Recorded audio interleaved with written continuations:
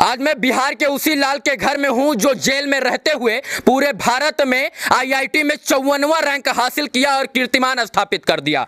मैं आपको बता दूं कि नवादा की जेल में बंद सूरज जो विचाराधीन कैदी हैं, उन्होंने जैम आईआईटी का एग्जाम दिया और पूरे भारत में 54वां स्थान हासिल किया।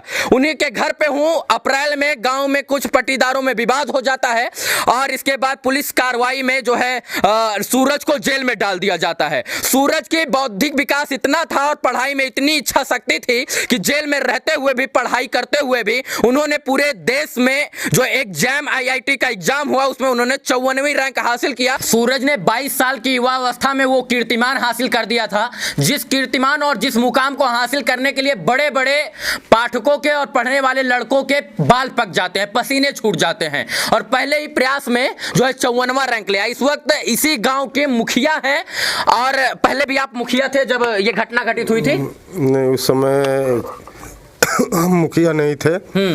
उस समय मुखिया के चुनाव में लगे हुए थे हम। अच्छा, अब मुखिया हैं? बिल्कुल। अच्छा, बच्चे को देखकर क्या लगता है कि वो ऐसी गलती या घटना कर सकता है?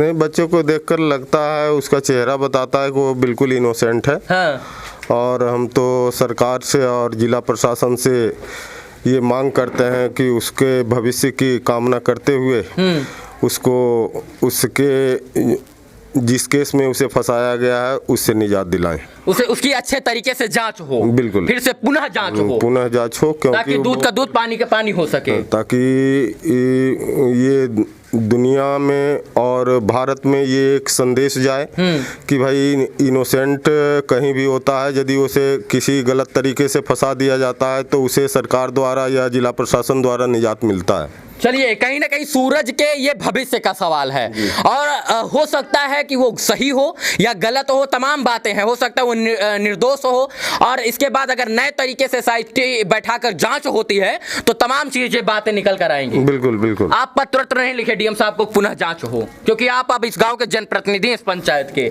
आपका भी धर्म और कर्तव्य बनता है। मैं आपके इस चैनल से डीएम साहब को भी ये कहना चाहता हूं कि कृपया इस पर विशेष ध्यान देकर इसके भविष्य की कामना करते हुए इसे जल्द से जल्द रिहा किया जाए।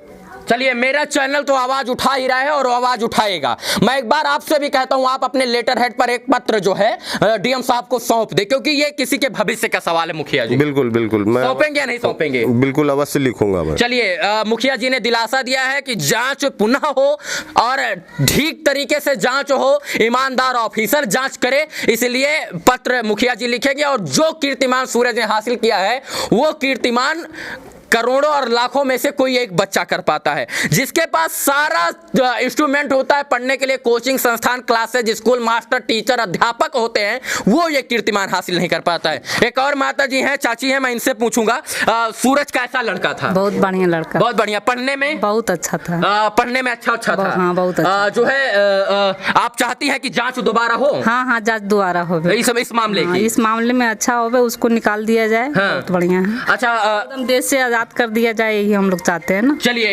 ये भी कह रही हैं और एक बार सबकी बातों को ध्यान में रखना चाहिए, इन सब की बातों को ध्यान में रखना चाहिए, दोनों पक्ष को फिर से डीएम साहब को सुनना चाहिए। और डीएम साहब, आपसे अपील है कि इस मामले में गलत डिसीजन मत लेना, दूध का दूध और पानी का पानी होना चाहिए, ऐसा मैं चाहता हूं। इस वीडियो को देखने के लिए तमाम दर्शकों का आभार, शुक्रिया, शुभकामना, धन्यवाद।